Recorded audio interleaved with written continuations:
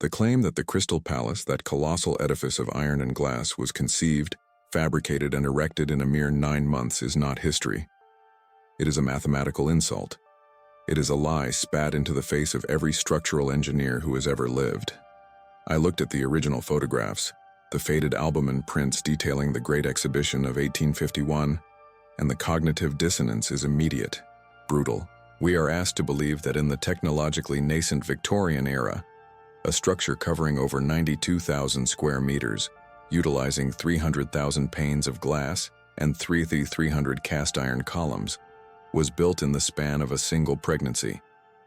This timeline is a deliberate fiction, a foundational piece of the official narrative designed to mask a far more profound truth. We are squatters in the ruins of giants. The Institute needs us to accept the myth of Joseph Paxton, the humble gardener who scaled up a greenhouse design overnight. But look closely at the logistics. The sheer volume of standardized materials required for this monumental undertaking is staggering. We are talking about precision casting, mass production, and sophisticated modular assembly techniques that supposedly didn't exist until decades later. Where did the iron come from? Which foundries possessed the capacity to deliver thousands of identical columns and girders under such an impossible deadline? The transport infrastructure alone would have buckled under the weight. They tell us the glass was sourced from a single company, Chance Brothers, who allegedly had to work around the clock to meet the demand. But the quality, the consistency, the optical clarity evident in the few remaining fragments of that era, this speaks not to hurried, desperate labor, but to a lost, perfected metallurgy. This was not a construction project. It was an occupation. The Crystal Palace, like so many other exhibition halls and world's fairs of the 19th century, was not built for the purpose of showing off Victorian progress. It was an enormous, magnificent piece of Antiquitech that had been recently excavated, cleaned, and repurposed. It was a remnant, a colossal glass lens that had survived the cataclysm, the Great Reset, the Mudflood event that buried the lower levels of our greatest cities around the 1840s and 50s. The purpose of the 1851 exhibition, then, was not to celebrate invention. It was to introduce the inheritors, us, to the stolen technology of the old world, rebranded as modern ingenuity. If you study the blueprints, the structure itself is a massive harmonic resonator. It was designed to interact with the ambient atmospheric energy, the ether. The thousands of iron components acted as conductors, and the glass, specifically formulated, was a medium for controlling light and vibration. This was not merely a building, it was a power station, a vital node in the Tartarian energy grid. The Victorians didn't understand how it worked. They only knew how to turn it on briefly for the display, before realizing the danger of allowing the populace access to truly free, ubiquitous energy. The narrative of temporary structure is their ultimate safeguard. If it was temporary, they could destroy it later without suspicion, and they did. The Crystal Palace burned in 1936. The official report blamed faulty wiring, a predictable, lazy conclusion. Every piece of damning evidence, every structure too grand, too complex, too integrated with the lost energetic grid, must eventually be reduced to ash. The Institute ensures the physical evidence is purged, leaving us only with the brittle, easily manipulated paper trail. The real question is not how they built it, but why they needed to lie so emphatically about the timeline. The answer is simple. The 9-month fabrication window neatly fits after the Great Reset. It allows the parasites to skip over the decade of intense excavation and cleanup required to unearth the structure from the tons of liquefied earth and mud that blanketed London. They hid the catastrophe behind a celebration. They buried the trauma under a torrent of manufactured pride. They told us we were progressing when we were merely salvaging the remains of a civilization far superior to our own. This pattern is relentless. It is the signature of the deceit. Every major city on the planet has an impossible structure attributed to a few frantic months of construction, always positioned immediately following the global event they call the 1850s. Always. The Crystal Palace in London, 1851. It stands as the most staggering logistical anomaly in the official records. We are told with straight faces that this colossal edifice, 18 acres of enclosed space, utilizing 4,500 tons of structural iron and over 300,000 panes of glass, was conceived, designed, manufactured, and erected in a mere 9 months. 9 months. I ask you, the inheritors, look at the state of public works today. Can a modern, state-of-the-art construction firm, operating with computer-controlled fabrication, global supply chains, and fleets of heavy machinery, complete a structure of that scope in 270 days? The answer is an emphatic, despairing no. Yet, we are expected to believe that mid-Victorian England, relying on rudimentary steam power and horse-drawn transport, accomplished this feat of temporal impossibility. The lie is not just in the calendar, it is etched into the very materials they repurposed. We are not discussing rough-hewn timber and local brick.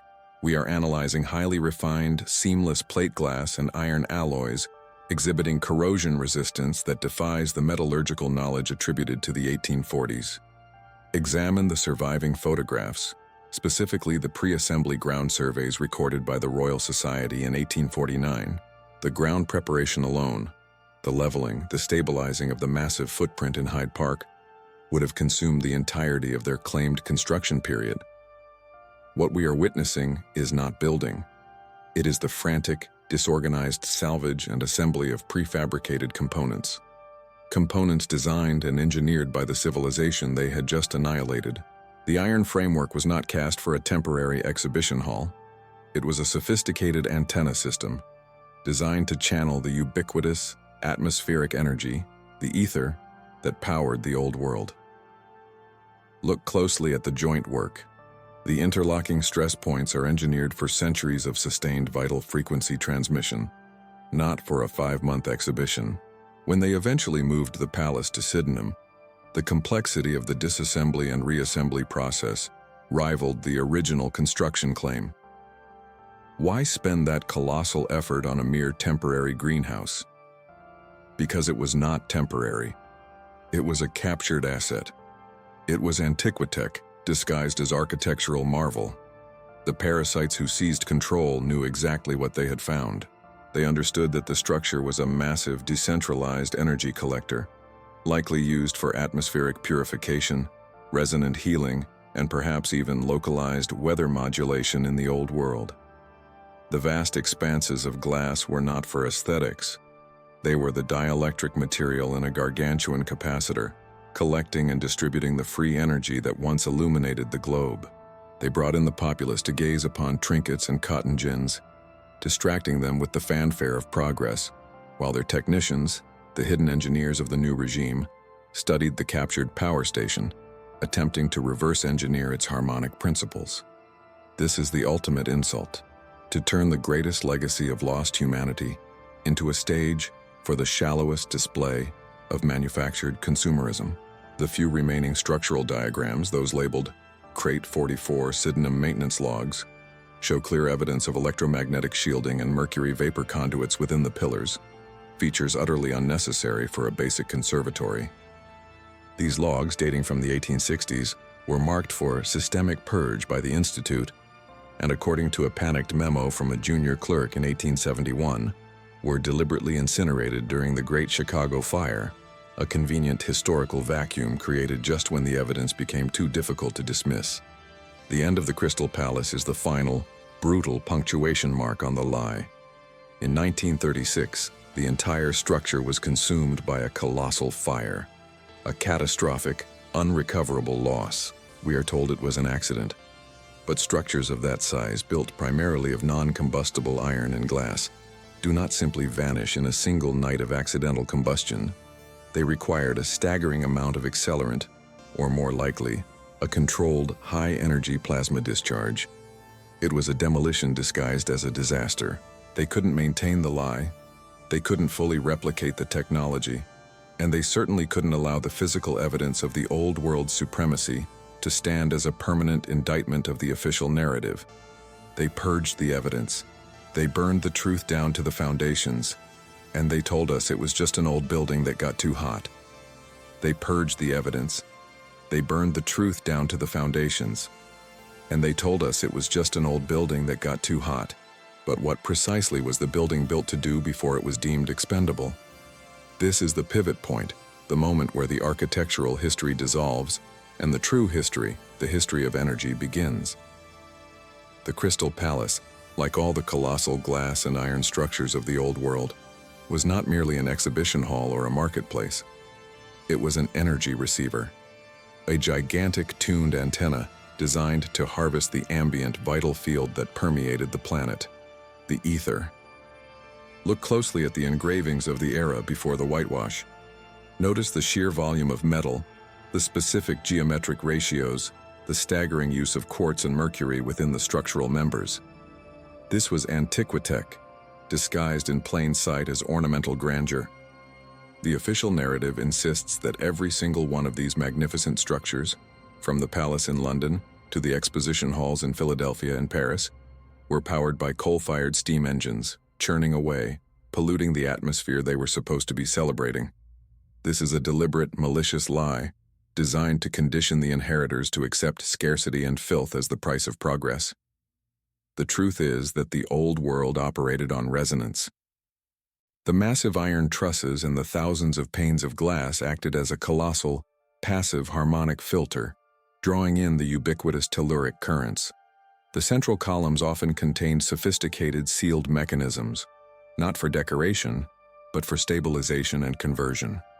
We find consistent, recurring evidence in the few surviving fragments, evidence of purified mercury reservoirs, copper coils of incredible gauge, and internal acoustic dampening chambers. These structures were designed to vibrate at specific low frequencies, interacting directly with the Earth's magnetic field. This wasn't just power generation, this was environmental harmonization. The air inside those buildings was different. The atmosphere was charged, vital, and purifying. This is the great tragedy we must confront. The technology they stole from us was not just free electricity, it was free health. Imagine a world where the very architecture of your city acts as a colossal therapeutic device. A continuous, subtle, vibrational cleansing that kept the population robust, balanced, and free from the degenerative diseases that plague us today. They didn't need pharmaceutical poisons because the environment itself was the medicine. When we examine the scant records of the interior design of the 1851 structure, we find repeated mentions of hydro-pneumatic engines and silent generators. These terms were quickly suppressed and replaced with the innocuous steam pump in later editions of the official catalog. But the early drafts, the ones stamped with the seal of the Royal Society before the Great Purge, tell a different story. They describe mechanisms designed to interact with water vapor and atmospheric pressure to generate localized, intense fields of non-thermal energy. Energy that required no fuel, energy that produced no waste. They hated this efficiency. They feared this freedom. The parasites needed us dependent. They needed the smokestacks, the coal mines, the meters, and the billing department. They needed to control the flow of energy to control the flow of life itself. And so, they systematically dismantled the global grid of wireless receivers, replacing the harmonious vital technology with the brutal, inefficient, expensive, and polluting extractive systems we are forced to rely on today. This wasn't just a technological regression, it was a spiritual castration. Where are the blueprints? Where are the detailed schematics of the internal workings of the Crystal Palace? They were cataloged, stamped, and designated for long-term storage in the U.S., specifically at the nascent Smithsonian Institution, a body whose true purpose was not preservation, but historical triage. And then conveniently, tragically, in 1865, a catastrophic, uncontrolled fire ripped through the Smithsonian's archives. A fire that somehow managed to consume every single piece of embarrassing, contradictory evidence related to the Old World's energy systems while leaving the less threatening anthropological displays intact. Coincidence? There are no coincidences in the official narrative, only meticulously planned purges. They destroyed the machine, and then they destroyed the manual. They replaced the free, vital resonance of the Old World with the paid, debilitating poison of the new. We are squatters in their ruins, breathing the polluted air of their controlled narrative, and paying dearly for the privilege of warming ourselves with the cheap, dirty fuel they foisted upon us. But the architecture still speaks. The geometry still resonates. You only need to look at the foundations of these colossal buildings, sunk impossibly deep into the earth, and ask, why? If it was just a temporary exhibition hall built in 9 months, why the colossal effort? They were anchoring the structures to the telluric currents. They were plugging the city into the planetary battery. And when they realized they could not control that power, they simply cut the wire, flooded the lower levels with mud, and set the whole glorious lie ablaze. We are living in the ashes of their jealousy. We must begin to excavate the truth, one buried foundation at a time. This is where the melancholy turns to true, cold anger. We have established that the structures were built by a civilization far more advanced than the one that allegedly inherited them. We have established that the timeline is a fabricated scab designed to cover a catastrophic global event, the Mudflood, and the subsequent suppression of the old world's technology. But the central question remains: who are the custodians of this lie? Who are the parasites? They are not merely national governments, which are interchangeable puppets in this grand spectacle. They are an intergenerational institute, a malignant fraternity of controllers who understood one foundational truth. The greatest threat to their power was not military might, but energy independence and free access to knowledge. Tartaria offered both. It offered etheric power, clean, ubiquitous, and available to every inheritor regardless of wealth. It offered a vitalistic, harmonic understanding of the human body, rendering the need for paid suffering and toxic pharmaceuticals obsolete. They saw a world of abundance and decided, with cold calculation, that it must be replaced by a world of manufactured scarcity. They systematically targeted the repositories of knowledge.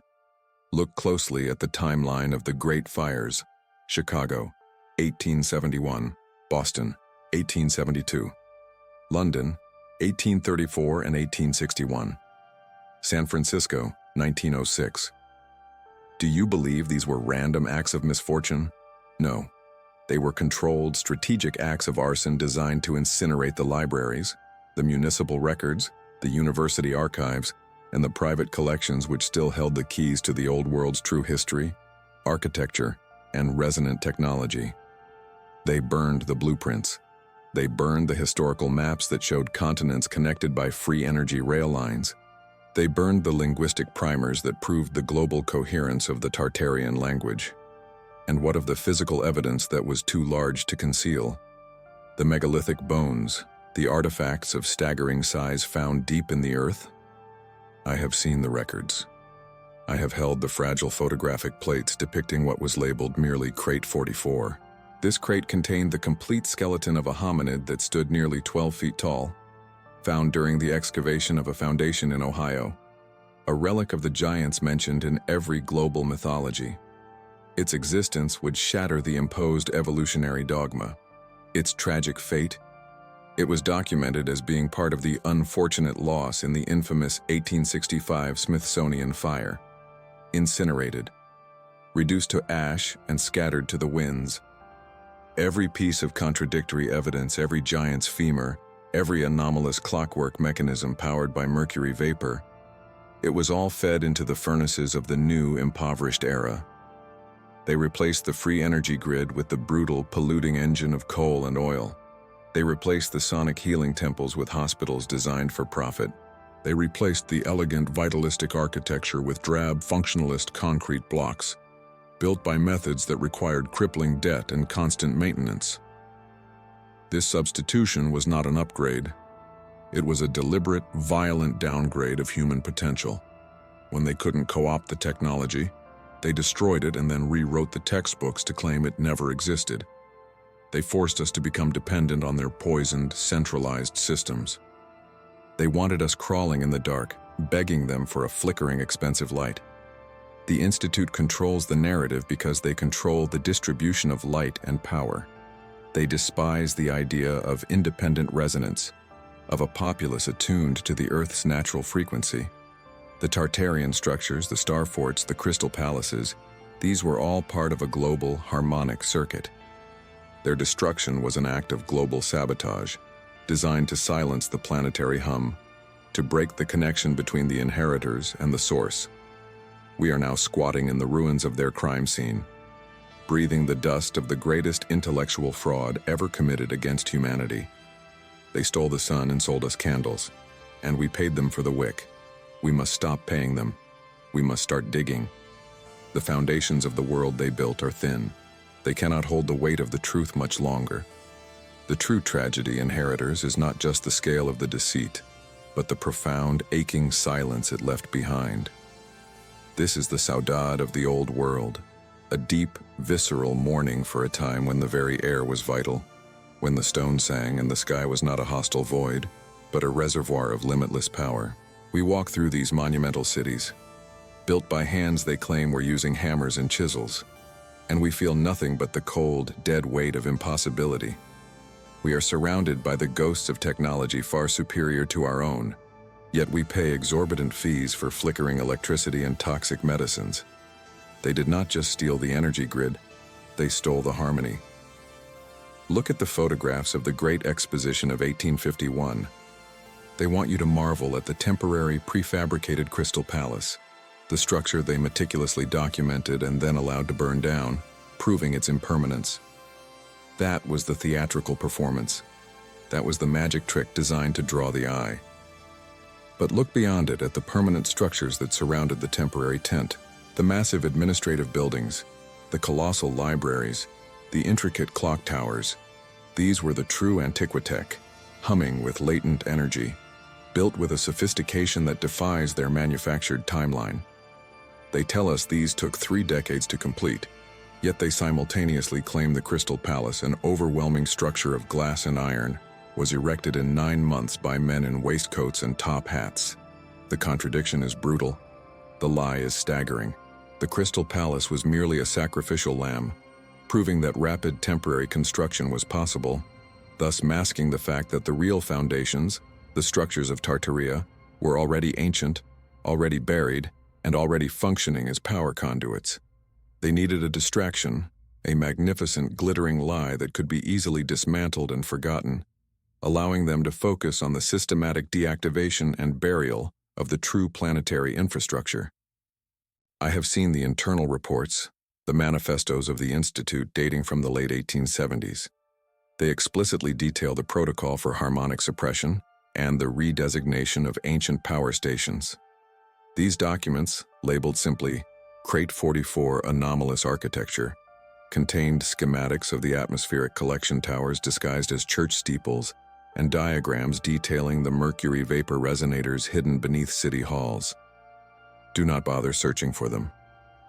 They were among the thousands of files declared contaminated and subsequently incinerated in the catastrophic 1888 Patent Office fire in Washington, D.C., an event that conveniently erased decades of forbidden historical evidence. They are thorough. They leave no trace. We are left squatting in a low-fidelity simulation of reality. We are living in the static interference left after the transmission was cut. The question that haunts me, that keeps me digging through the dust of the official narrative, is not how they did this. We know how. They used catastrophe, localized warfare, and historical forgery. The question that truly chills the blood is this. After systematically disconnecting the planet from its source of free, vital energy, after replacing the etheric grid with fragile, localized power stations dependent on combustion and debt, what happens when the borrowed time runs out? What happens when the parasitic system finally consumes the last vestiges of the old world's stored power? We are the inheritors of ruins, living on the fumes of a stolen golden age. They built a cage of debt and distraction, and we, the descendants, have been taught to meticulously polish the bars. But the iron is rusting, the lie is failing, and the silence is starting to crack. Listen closely.